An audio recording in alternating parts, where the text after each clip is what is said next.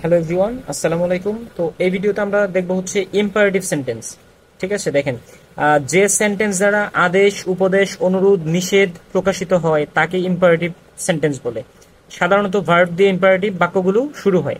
তার মানে বিষয়টা হচ্ছে এরকম, দেখেন লাস্টের সেন্টেন্সটা হচ্ছে সাধারণত ভার্ব দিয়ে ইম্পারেটিভ বাক্যগুলো শুরু হয়।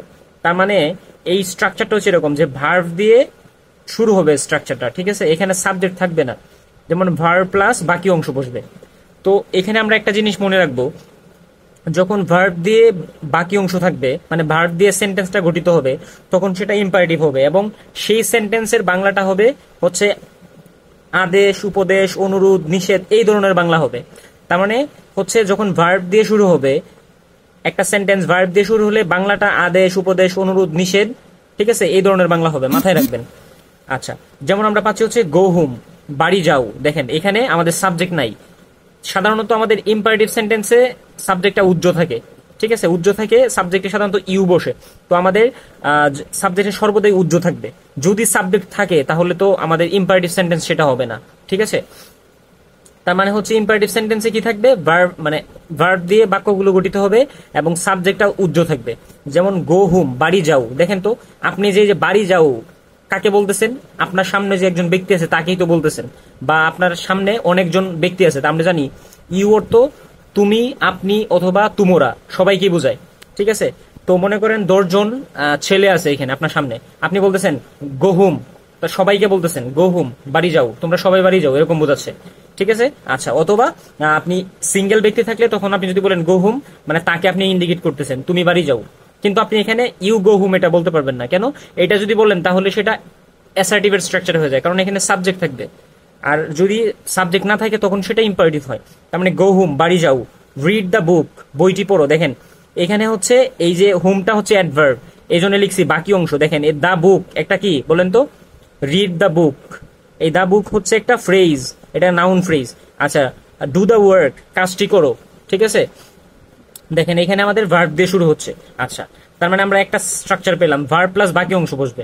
ঠিক আছে, আচ্ছা, আর তারপর আমরা পাচ্ছি let plus object plus base form plus বাকি অংশ। দেখেন লেট নিজে একটা ভার্ব, তার মানে ভার্ব দিয়ে যদি শুরু হয়, আপনি জানেন ভার্ব দিয়ে শুরু হলে সেটা ইম্পারেটিভ সেন্টেন্স হয়, এবং ইম্পারেটিভ সেন্টেন্স হলে তা কি বোঝায়? আদেশ, উপদেশ, অনুরোধ, নিষেধ। ঠিক আছে, তো দেখেন এখানে আমরা জানি লেট শব্দের অর্থ কাউকে কোনো কিছু করতে দেয়া। তো দেখেন লেট যদি বসে প্রথমেই, তারপর একটা অবজেক্ট বসবে। লেট যেহেতু ভার্ব, দেখেন আমরা কি জানি, ভার্বের পূর্বে সাবজেক্ট পরে অবজেক্ট। তার মানে যদি লেট দিয়ে একটা বাক্য গঠিত হয় তারপরে তো অবশ্যই অবজেক্ট, মানে যদি প্রোনাউন আসে, প্রোনাউনও আসতে পারে, নাউনও আসতে পারে। তার মানে যদি প্রোনাউন আসে, আমরা জানি প্রোনাউনের হচ্ছে ভার্বের পরে প্রোনাউনের অবজেক্টিভ ফর্ম বসে। ঠিক আছে, তো আমাদের সবসময় এখানে যদি প্রোনাউন আসে তাহলে অবজেক্টিভ ফর্ম বসবে। দেখেন লেট, এরপরে অবজেক্টিভ ফর্ম বসতেছে, তারপরে যে ভার্বটা আসবে সবসময় ভার্বের বেস ফর্ম হবে। আমরা জানি কিছু কিছু ভার্ব আছে, হ্যাঁ, স্পেসিফিক 7টা থেকে 10টা ভার্ব, মানে বিশেষ করে আমাদের ইন্টারমিডিয়েটের বইগুলোতে 7টা ভার্ব দেওয়া আছে, যেমন লেট, মেক, ঠিক আছে, ইত্যাদি আরো কয়েকটা ভার্ব আছে। এগুলোর পরে সর্বদাই একটা অবজেক্ট বসে, অবজেক্টের পরে যদি ভার্ব আসে ভার্বের বেস ফর্ম বসে। হ্যাঁ, তো মূলত এটা হচ্ছে বেয়ার ইনফিনিটিভ বোঝায়। দেখেন আমরা জানি যে একটা সেন্টেন্সে একটা মেন ভার্ব থাকে। দেখেন এটা যদি একটা সেন্টেন্স হয়, দেখেন এটা যদি একটা সেন্টেন্স হয়, এটা হচ্ছে মেন ভার্ব। ঠিক আছে, এই দেখেন এই সেম কোয়েশনটা বিসিএস এ আসছিল। ঠিক আছে, মোস্ট প্রবাবলি 43তম বিসিএস বা 42তম বিসিএস, না 41তম বিসিএস এ আসছিল, এবং 43তম বিসিএস এ আসছিল। তার মানে লেট মি গো, দেখেন এই আপনাকে বলছে এখানে বিসিএস এ বলছে যে এই গো হুইচ কাইন্ডস অফ ভার্ব, কোন ধরনের ভার্ব? এটা হচ্ছে ইনফিনিটিভ ভার্ব। আমরা জানি ইনফিনিটিভ কত প্রকার বলেন তো? আমরা ভার্বের ক্লাসে বলেছিলাম ইনফিনিটিভ 2 প্রকার, একটা হচ্ছে ফুল ইনফিনিটিভ, একটা হচ্ছে বেয়ার ইনফিনিটিভ। বেয়ার ইনফিনিটিভ মানে হচ্ছে টু বসে না। দেখেন এখানে একটা টু বসার কথা ছিল, কেন বলেন তো? এটা যদি মেন ভার্ব হয়, বুঝেন, এটা যদি মেন ভার্ব হয়, আরেকটা যদি একটা সেন্টেন্সে আরেকটা যদি ভার্ব হয়, তাহলে সাধারণত কি বসে? 2+V1 বসে, মানে নন ফাইনিট ভার্ব বসে। তো নন ফাইনিট, আবার দেখেন নন ফাইনিটের মধ্যে আমরা জানি যে ইনফিনিটিভ হচ্ছে 2 প্রকার, একটা ফুল ইনফিনিটিভ, একটা বেয়ার ইনফিনিটিভ। এইটা হচ্ছে বেয়ার ইনফিনিটিভ, বুঝতে পারছেন? তার মানে হচ্ছে লেটের পরে একটা অবজেক্টিভ ফর্ম বসবে এবং ভার্বের বেস ফর্ম বসবে। বেস ফর্ম মানে আমরা ধরতে পারি এটা বেয়ার ইনফিনিটিভ। আপনাকে যদি বলে এটা কোন ধরনের ভার্ব, আপনি বলবেন এটা নন, অবশ্যই এটা নন ফাইনিট ভার্ব। এবং এটা নন ফাইনিটের মধ্যে কি বলেন তো? নন ফাইনিটের যে আমাদের জিরান পার্টিসিপল ইনফিনিটিভ, ইনফিনিটিভের আবার 2 প্রকার, ইনফিনিটিভটা 2 প্রকার। তার মানে এটা একটা ইনফিনিটিভ ভার্ব। ইনফিনিটিভের মধ্যে 2 প্রকার, সেটা হচ্ছে একটা ফুল ইনফিনিটিভ, একটা হচ্ছে বেয়ার ইনফিনিটিভ। বেয়ার মানে হচ্ছে এখানে টু বসবে না। ঠিক আছে, যে যার সাথে টু বসে না তাকে বলা হয় বেয়ার ইনফিনিটিভ। এই যে এখানে এটা হচ্ছে বেয়ার ইনফিনিটিভ। দেখেন এখানে ইউটা উজ্জ আছে, তার মানে লেট মি গো ভার্ব দিয়ে শুরু হচ্ছে মানে ইম্পারেটিভ সেন্টেন্স। তার মানে লেট দিয়ে শুরু হলে মানে কাউকে কোনো কিছু করতে দেয়া অর্থ প্রদান করে। যেমন লেট মি গো আমাকে যেতে দাও, লেট মি প্লে আমাকে খেলতে দাও, লেট হিম রিড তাকে পড়তে দাও, লেট হার ডু তাকে করতে দাও, লেট আপনি বললেন লেট দেম ডু তাদেরকে করতে দাও। ঠিক আছে, আপনি সবসময় ভার্ব মানে যখন লেট দিয়ে শুরু হবে তারপর একটা অবজেক্ট বসবে, যেমন লেট রহিম গো রহিমকে যেতে দাও। ঠিক আছে, অবজেক্ট যা বসবে মানে নাউন হতে পারে প্রোনাউন হতে পারে। এখানে অবজেক্ট যদি প্রোনাউন হয় তাহলে তো অবশ্যই ভার্বের পরে আমাদের প্রোনাউনের অবজেক্টিভ ফর্ম বসে, তার মানে অবজেক্টিভ ফর্ম আপনি বসাবেন। যেমন লেট আস গো আমাদেরকে যেতে দাও। ঠিক আছে, এবং হচ্ছে দেখেন মানে লেট শব্দের অর্থই হচ্ছে, লেট একটা ভার্ব, এটার অর্থই হচ্ছে কাউকে কোনো কিছু করতে দেয়া। আচ্ছা, তো দেখেন আমরা এখানে পাচ্ছি হচ্ছে ইম্পারেটিভ বাক্যে সাবজেক্ট উজ্জ থাকে। ঠিক আছে, সাবজেক্ট কি থাকে? উজ্জ থাকে।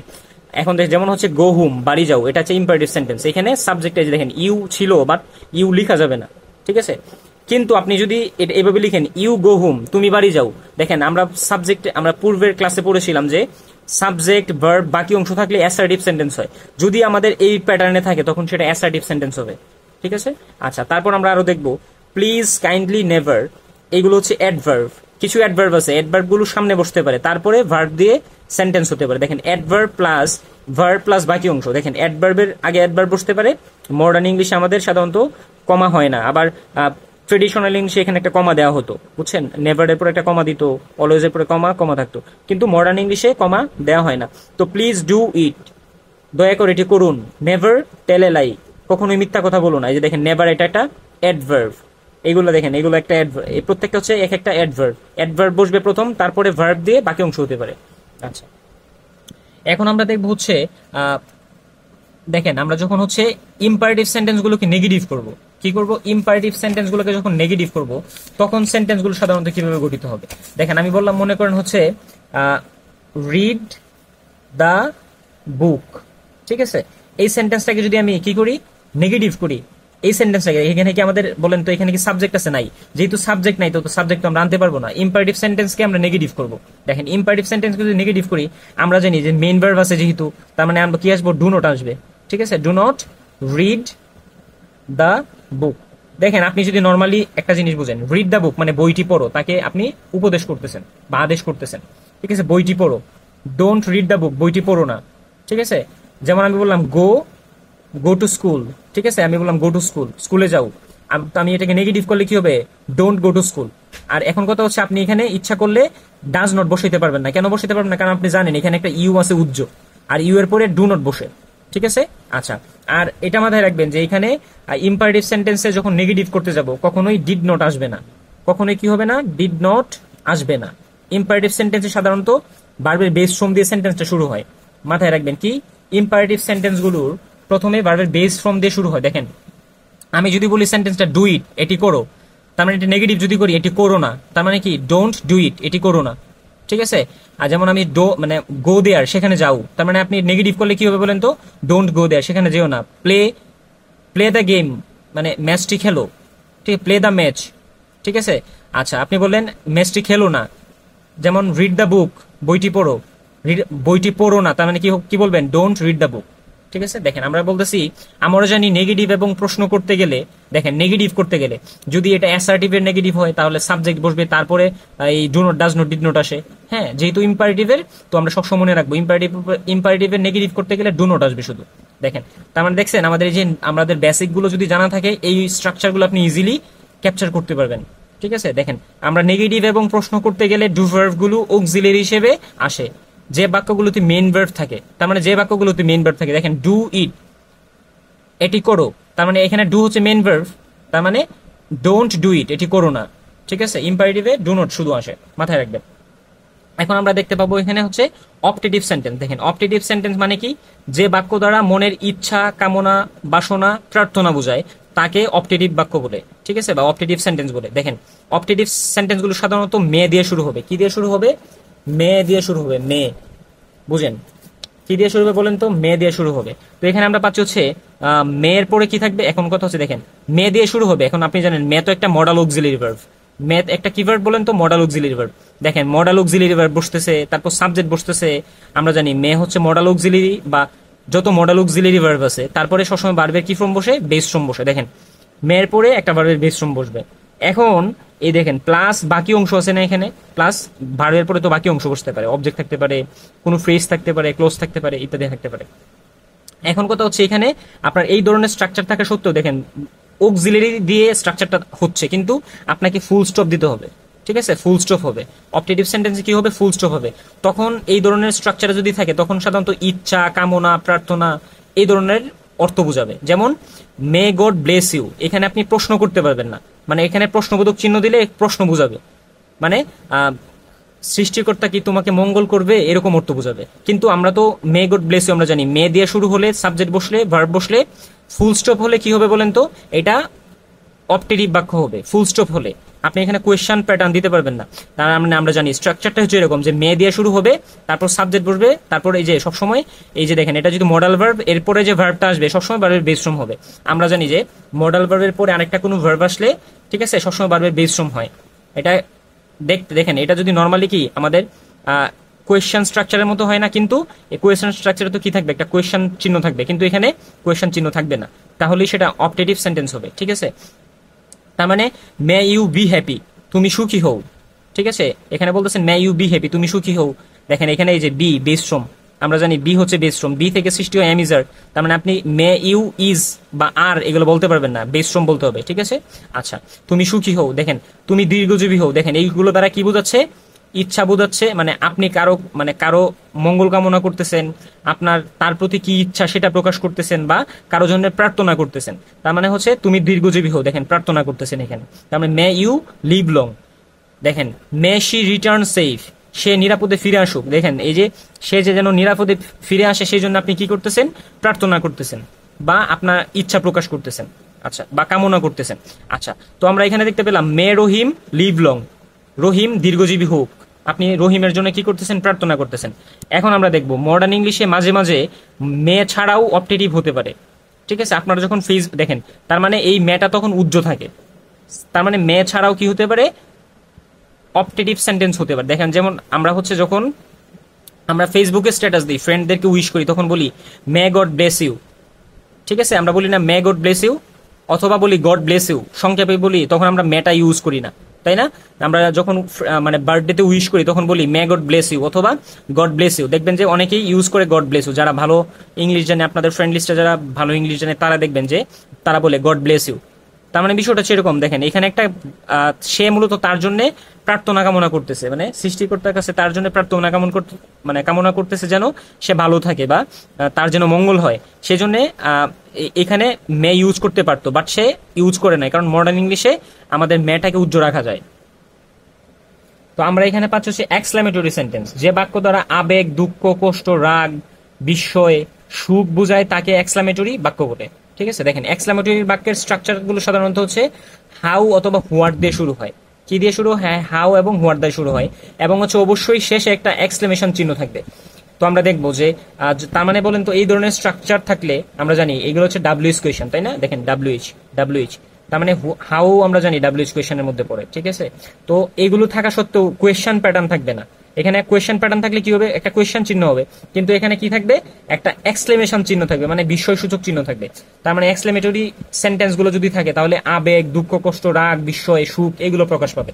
যেমন হচ্ছে how nice the bird is, দেখেন প্রথম কি বসবে, হাউ বসবে, তারপরে একটা অ্যাডজেক্টিভ থাকবে, অ্যাডজেক্টিভ বসবে, তারপর নাউন অথবা প্রোনাউন বসবে, তারপরে দেখেন নাউন প্রোনাউন বসার পরে আমাদের সবসময় বি ভার্বটা বসবে, তারপরে যদি বাকি অংশ থাকে তাহলে বাকি অংশ বসবে, ঠিক আছে। যেমন how nice the bird is, কি সুন্দর পাখি, দেখেন পাখি দেখে আপনি অবাক হয়ে গেছেন, আরে কি সুন্দর পাখি, আপনি বলতেছেন। How honest the man is, লুকটি কি সৎ, মানে মনে করেন একটা লুক হচ্ছে মানে এক ব্যাগ টাকা পেলো, টাকা পেয়ে মনে করেন একটা সুইট মানে এক ব্যাগের মধ্যে একটা টাকা পেলো, অনেক টাকা পেলো, তখন দেখতেছেন যে আপনি দেখতেছেন ওই লোকটা অন্য মানুষকে মানে যে মালিক তাকে খুঁজতেছে, তখন আপনি মনে মনে ভাবতেছেন যে মানে লোকটি কত সৎ, দেখেন আপনি অবাক হয়ে ভাবতেছেন লোকটি কত সৎ। তার মানে আবেগ, মানে আপনি কি করতেছেন, বিস্মিত হয়ে বিস্ময় প্রকাশ করে বলতেছেন যে লোকটি কত সৎ, ঠিক আছে। তো দেখেন এই ধরনের স্ট্রাকচার গুলো তখন আপনাদের how honest the man is এরকম হবে, ঠিক আছে, এবং শেষে একটা এক্সক্লেমেশন চিহ্ন থাকবে। দেখেন হাউ বিউটিফুল ইট ইজ, মানে এটি কি সুন্দর, ঠিক আছে। আপনি মনে করেন কোন একটা সিন দেখলেন, সিন দেখে বলেন আরে এটি কত সুন্দর, ঠিক আছে। দেখেন তারপর আমরা পাচ্ছি হোয়াট, এরপরে এ বা এন থাকবে, তারপর নাউন বা প্রোনাউন থাকতে পারে, তারপর আরেকটা নাউন প্রোনাউন থাকতে পারে, তারপর হচ্ছে আমাদের বেস ফর্ম বসবে, সরি বেস ফর্ম না, মানে বি ভার্ব গুলো বসবে, মানে এই নাউন প্রোনাউন অনুযায়ী বি ভার্ব গুলো বসবে আর কি। আর তারপরে হচ্ছে এক্সক্লেমেশন চিহ্ন থাকবে, অথবা তারপরে বাকি অংশ থাকবে প্লাস এক্সক্লেমেশন চিহ্ন থাকবে। তো দেখেন আমি বললাম হোয়াট এ ফুল ইউ আর, কি বোকা তুমি, ঠিক আছে, আপনি অবাক হয়ে বলতেছেন কি বোকা তুমি, মনে করেন একটা বোকামির কাজ করে ফেলছেন আপনি, হ্যাঁ, তখন আপনার ফ্রেন্ড বলতেছে আরে তুই কত বোকা, কি বোকা তুই, ঠিক আছে, এরকম বোঝাচ্ছে। What a scoundrel he is, কি বদমাস সে, মনে করেন আপনার ফ্রেন্ড আপনার সাথে ফাইজলামি করছে, আপনি আপনার আরেক ফ্রেন্ডকে গিয়ে বললেন what a scoundrel he is, মানে সে কি বদমাস, কি বদমাস সে, বিষয়টা এরকম। দেখেন আবার এই আমাদের এক্সক্লেমেশন মানে এক্সক্লেমেটরি সেন্টেন্স গুলো অবাস্তব কল্পনা অর্থ প্রকাশ করার জন্য বসতে পারে। যেমন হচ্ছে অবাস্তব কল্পনা মানে কি, যেটা আপনি মানে যেটা বাস্তবে হওয়া একটু কঠিন, হ্যাঁ, দেখেন ওয়ার দিয়ে শুরু হতে পারে, ওয়ার দিয়ে আমাদের শেষে একটা এক্সক্লেমেশন চিহ্ন থাকবে, ওয়ার প্রথম ওয়ার বসবে, তারপর সাবজেক্ট বসবে, তারপর বাকি অংশ বসবে। দেখেন এই ওয়ার দিয়ে যখন হবে তখন হওয়া অর্থ প্রদান করবে, হওয়া অর্থে বসে। যেমন হচ্ছে ওয়ার আই এ কিং, যদি আমি রাজা হতাম, আপনি অবাক হয়ে বলতেছেন যদি আমি রাজা হতাম, ঠিক আছে। দেখেন ওয়ার আই এ বার্ড, যদি আমি পাখি হতাম, দেখেন শেষে কি আছে বলেন তো, একটা এক্সক্লেমেশন চিহ্ন আছে। আচ্ছা, অথবা এটাকে আপনি বলতেন if I were a bird, যদি আমি পাখি হতাম, ঠিক আছে। আচ্ছা, তো এটা হচ্ছে একটা স্ট্যান্ডার্ড স্ট্রাকচার, হ্যাঁ, যদি মানে কোনো হওয়া অর্থে আমাদের এই ওয়ার বসে, তারপরে সাবজেক্ট বসে, তারপর বাকি অংশ বসে, ঠিক আছে। দেখেন তারপরে আমাদের এখানে আছে অবাস্তব কল্পনা অর্থে, মানে হেড বসে থাকা অর্থে, ঠিক আছে, হেড বসে কি অর্থে, থাকা অর্থে। আমরা জানি হ্যাভ থেকে হেড আসে, তো হেড বসে কি অর্থে, থাকা অর্থে, অবাস্তব কল্পনা মানে। যেমন হচ্ছে ইফ আই হ্যাড, দেখেন if I had to wings, যদি আমার দুটি পাখা থাকতো, ঠিক আছে, যদি পাকা থাকতো, মানে পাকা থাকা কি মুখের কথা, আপনি বললেই কি আপনার পাকা থাকবে নাকি, তার মানে অবাস্তব কল্পনা। পাকা তো থাকে হচ্ছে পাখির, এখন আপনার পাকা থাকবে। দেখেন যদি আমার দুটি পাকা থাকতো, if I had to wings, তার মানে এই স্ট্রাকচারটাকে আপনি হ্যাড আই টু উইংস এইভাবে বলতে পারেন, এই স্ট্রাকচারে বলতে পারেন। মানে হচ্ছে এখানে ইফটা থাকবে না, এই হ্যাডটা প্রথমে আসবে, তারপর এই আইটা বসবে, তারপর হচ্ছে বাকি অংশ বসবে, ঠিক আছে, হেড প্লাস সাবজেক্ট প্লাস বাকি অংশ। আর এই দেখেন এটা হচ্ছে শর্ট ফর্ম, এটা হচ্ছে স্ট্যান্ডার্ড স্ট্রাকচার, আর এইটার মানে ফুল স্ট্রাকচার হচ্ছে এটা ইফ আই হ্যাড, ঠিক আছে। এইগুলো এটা হচ্ছে আমাদের সাধারণত সেকেন্ড কন্ডিশনাল, আমরা যখন কন্ডিশনাল পড়বো আর স্পোকেন স্ট্রাকচারে তখন এগুলো নিয়ে আলোচনা করব। তার মানে অবাস্তব কল্পনা বোঝাতে মানে থাকা অর্থে, আপনার মনে করেন কোনো কিছু থাকবে এরকম অর্থ প্রকাশ। দেখেন আমার যদি একটি গাড়ি থাকতো, ঠিক আছে, আমার যদি একটি গাড়ি থাকতো, অবাস্তব কল্পনা, গাড়ি কি মুখ দিয়ে বললেই গাড়ি কেনা যায় বলেন তো, কেনা যায় না। সেক্ষেত্রে আপনি বুঝতেছেন যে অবাস্তব কল্পনা যদি হয়, আপনি জানেন যে হেড দিয়ে স্ট্রাকচারটা করতে পারেন, মানে থাকা অর্থে আমাদের হেড দিয়ে করা হয়, আর হচ্ছে হওয়া অর্থে ওয়ার দ্বারা বোঝে, মানে ওয়ার ইউজ করবেন আপনি, ঠিক আছে, এই সেম স্ট্রাকচারের মতো ওয়ার ইউজ করবেন, আর থাকা অর্থে হেড ইউজ করবেন। যেমন দেখেন হেড আই কার, যদি আমার একটি গাড়ি থাকতো, হেড আই মাছ মানি, যদি আমার প্রচুর টাকা থাকতো। তো আজকের মতো এখানে